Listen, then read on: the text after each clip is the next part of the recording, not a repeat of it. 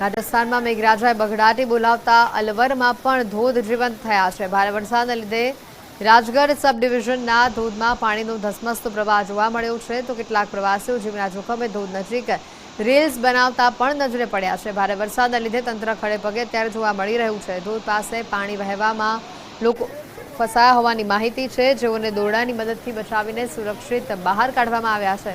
તંત્રના મતે યુવાનો માત્ર રીલ્સ અને સેલ્ફી ખાતર પાણીમાં ઉતરી રહ્યા હતા। પહાડ પરથી પાણીના જોરદાર પ્રવાહના કારણે નહાવા અને મોજ મસ્તી કરવા આવતા યુવાનોએ સાવચેતી રાખવાની સખત જરૂર છે। રાજસ્થાનના ધૌલપુરમાં ઉપરવાસમાં ભારે વરસાદથી નદીએ પોતાનું રૌદ્ર રૂપ ધારણ કર્યું છે। વરસાદે ધમાકેદાર બેટિંગ કરતા લોકો નદી નાળા ડેમ તમામ વિસ્તારોમાં છલકાયેલી પરિસ્થિતિના કારણે લોકો ચિંતામાં છે। ઉપરવાસમાં ધોધમાર વરસાદ ખાબકતા પાર્વતી ડેમની સપાટી સતત વધી રહી છે, જેના કારણે નીચાણવાળા વિસ્તારોને અત્યારે એલર્ટ આપવામાં આવ્યું છે। છેલ્લા 10 દિવસમાં ડેમના કેચમેન્ટ એરિયામાં સારા વરસાદના કારણે પાર્વતી ડેમમાં અત્યારે પાણીની આવક નોંધાઈ રહી છે। ડેમમાં સતત પાણીની આવકના કારણે પાર્વતી ડેમ 15 ઓગસ્ટ સુધીમાં ભરાઈ જાય સંપૂર્ણ રીતે તેવી પણ ધારણા છે। રાજસ્થાનમાં મેઘરાજાએ મુશળધાર વરસાદ રૂપી વરસતા સાંચોરમાં જળબંબાકારની અત્યારે પરિસ્થિતિ ઊભી થઈ છે। ભારે વરસાદના લીધે અનેક રસ્તાઓ પાણીમાં ગરકાવ થઈ ચૂક્યા છે। લુણી નદીમાં પાણીનો પ્રવાહ વધતા પુલ પરથી વરસાદી પાણીનો પ્રવાહ વહ્યો છે। નદીએ પોતાનું રૌદ્ર રૂપ ધારણ કરતા અનેક રસ્તાઓ બંધ થતા વાહન વ્યવહાર ખોરવાયો છે। સાંચોરના નિહાર વિસ્તારમાં લુણી નદીનું પાણી પહોંચતા ખેડૂતોમાં ખુશીની લહેર જોવા મળી રહી છે। હવે વાત કરીશું મધ્યપ્રદેશની, તો મધ્યપ્રદેશના ખંડવામાં બારે મેઘ ખાંગા થયા હોય તે પ્રકારની પરિસ્થિતિ છે। રસ્તા પર નદી વહેતી થઈ હોય તેવા દ્રશ્યો સામે આવ્યા છે। રસ્તા પર જાણે પૂરનો પ્રવાહ વયો હોય તેવા આ દ્રશ્યો કેમેરામાં કેદ થયા છે। ધોધમાર વરસાદની વચ્ચે લોકો જીવના જોખમે વાહન હંકારવા મજબૂર થયા છે। સતત વરસાદ અને વહેતા નાળા વચ્ચે પણ લોકો પોતાનો જીવ જોખમમાં મૂકી પ્રવાસ કરવા મજબૂર બન્યા છે।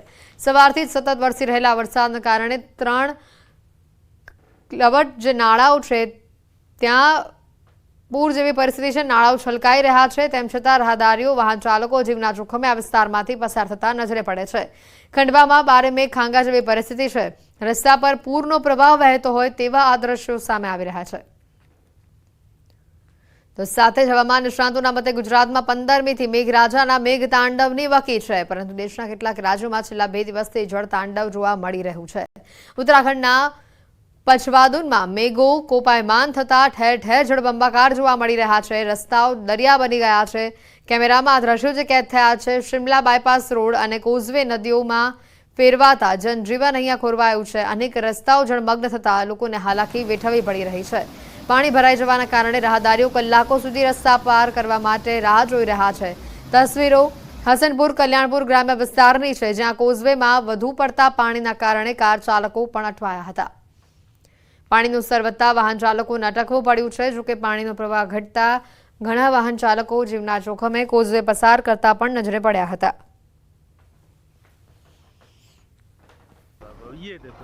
તો સાથે રુદ્રપ્રયાગમાં કેદારનાથ હાઈવે પર ભૂસ્ખલન યથાવત જોવા મળી રહ્યું છે। ગુપ્તકાશી અને સોનપ્રયાગની વચ્ચે 7 સ્થળો પર જમીન ધસી આવતા રસ્તા પર કાટમાળ અને પથ્થરો પડ્યા। ભૂસ્ખલનનો કાટમાળ ધસી આવતા જનજીવન અહીંયા પ્રભાવિત થયું। વાહન ચાલકો અને સ્થાનિકોને ભારે હાલાકી વેઠવી પડી। કેદારનાથ હાઈવે પર ગુપ્તકાશી અને સોનપ્રયાગની વચ્ચે લગભગ 7 સ્થળો પર ભૂસ્ખલનની સ્થિતિ બની છે અને રોડ પર કાટમાળ અને પથ્થરો ધસી આવ્યા છે। સૌથી મોટી સમસ્યા ડોલિયો દેવી પાસે છે, જ્યાં દરરોજ હળવો વરસાદ પડતા રસ્તો બ્લોક થઈ જાય છે।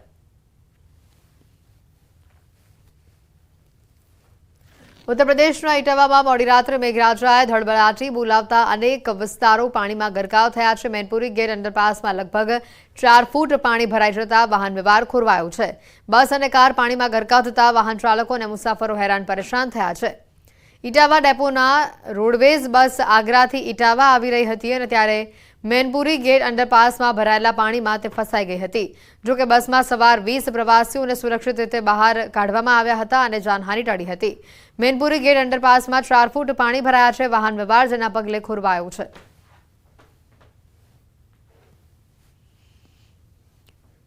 હિમાચલ પ્રદેશના કિન્નૌરમાં આભ ફાટ્યું હોય તે પ્રકારની પરિસ્થિતિ સામે આવી છે। બારે મેઘ ખાંગા થતા નદી નાળામાં પૂરની સ્થિતિ અત્યારે સર્જાઈ છે।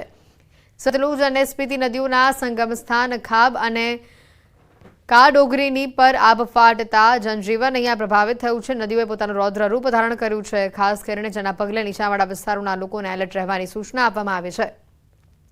કિન્નૌર જિલ્લામાં શનિવાર સાંજે પડેલા વરસાદ બાદ વાદળ ફાટવાના કારણે જિલ્લાઓની નદીઓ તોફાની બની હતી અને ઘણા સ્થળો પર ભૂસ્ખલનના કારણે રોડ વ્યવહારને પણ અસર પહોંચી હતી। સતલુજ અને સ્પીતિ નદીઓના સંગમ સ્થાનની પહાડીઓ પર વાદળ ફાટ્યું હતું।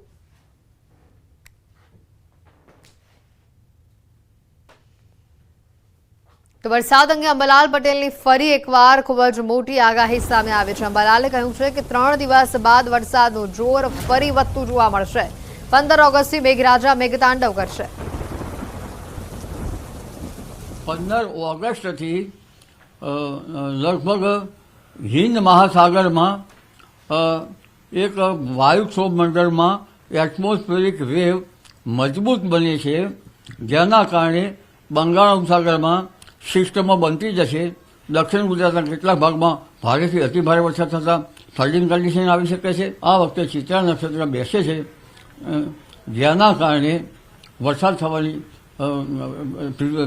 રાજ્યના વિવિધ ભાગોમાં નવરાત્રી દરમિયાન વરસાદ થઈ શકે છે। સમાચારોમાં હાલ રોકાઈશું એક બ્રેક માટે। આપ જોતા રહો ન્યૂઝ 18 ગુજરાતી।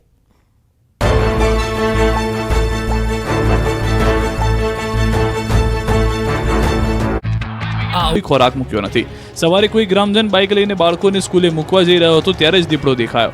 વાહન ચાલકો પૈકી કેટલાકે લટાર મારી રહેલા દીપડાનો વિડીયો બનાવ્યો। વિડીયો વાયુ વેગે વાયરલ થયો અને ચોપડા અને પહાડપુર સહિતના વિસ્તારમાં ફફડાટ ફેલાયો। દીપડાને લઈને ખળભળાટ મચી જતા વન વિભાગ એક્શનમાં આવ્યું અને પાંજરા મુકાયા છે, પરંતુ તેમાં ખોરાકની વ્યવસ્થા ન હોવાનો ગ્રામજનોનો આરોપ છે।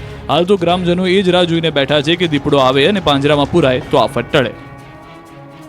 દેશભરમાં સ્વચ્છતા અભિયાન ચાલી રહ્યું છે। 78માં સ્વતંત્ર પર્વ નિમિત્તે સફાઈ અભિયાન, વૃક્ષારોપણ, પાણી બચાવો કાર્યક્રમ અંતર્ગત મહેસાણામાં આરોગ્ય મંત્રી ઋષિકેશ પટેલે પણ સફાઈ કરી। આરોગ્ય મંત્રી વહેલી સવારમાં વિસનગર પહોંચ્યા હતા। વિસનગરમાં ભાજપના કાર્યકર્તાઓની સાથે ઋષિકેશ પટેલે પ્રતિમાની સફાઈ કરી હતી।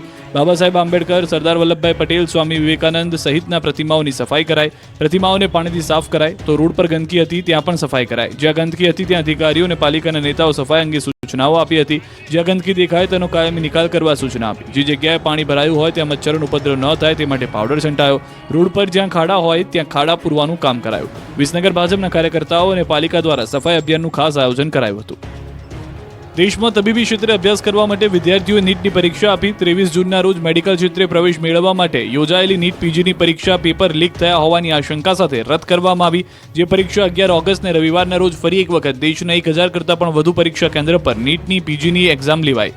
મેડિકલ ક્ષેત્રમાં ઉચ્ચ શિક્ષણ માટે એટલે કે પોસ્ટ ગ્રેજ્યુએશન પ્રવેશ માટે કમ્પ્યુટર બેઝ પરીક્ષા માટે દેશભરમાંથી 2,36,000થી વધુ, જ્યારે ગુજરાતમાંથી 9,000 જેટલા ઉમેદવારોએ નીટ પોસ્ટ ગ્રેજ્યુએશન પ્રવેશ માટેની પરીક્ષા આપી। મેડિકલમાં પોસ્ટ ગ્રેજ્યુએશન અભ્યાસ માટે દેશમાં 54,000 અને રાજ્યમાં 2500 જેટલી બેઠકો માટે વિદ્યાર્થીઓએ નીટ પીજીની પરીક્ષા આપી છે। દક્ષિણ ગુજરાતની જવાદોરી સમાન કાકરાપાર ડેમ થયો ઓવરફ્લો। પાણી ડેમની સપાટીથી 3.80 ફૂટ ઉપરથી વહેતા સર્જાયો આકર્ષક નજારો। ડેમ ઓવરફ્લો થતાં ધરતીપુત્રોમાં જોવા મળી ખુશીની લહેર। તાપીના ઉકાઈ ડેમમાં પાણીની આવક યથાવત। ડેમની જળ સપાટી 334.90 ફૂટ ઉપર પહોંચી। ડેમના 4 દરવાજા ખોલી તાપી નદીમાં છોડાઈ રહ્યું છે પાણી। ડેમની સપાટી રૂ લેવલે પહોંચતા 60,483 ક્યુસેક પાણીની આવક। પાડોશી રાજ્યોમાં ધોધમાર વરસાદ થતાં ગુજરાતના ડેમ છલકાયા। નવસારીના વાસદાનો જૂજ ડેમ ઓવરફ્લો થતાં ખેડૂતો હરખાયા। ડેમ છલકાતા આખું વર્ષ સિંચાઈ અને પીવાના પાણીની સમસ્યાનો અંત આવ્યો। સિઝનમાં પ્રથમ વખત નર્મદા ડેમના દરવાજા ખોલવામાં આવ્યા। 9 દરવાજા ખોલી 1.5 લાખ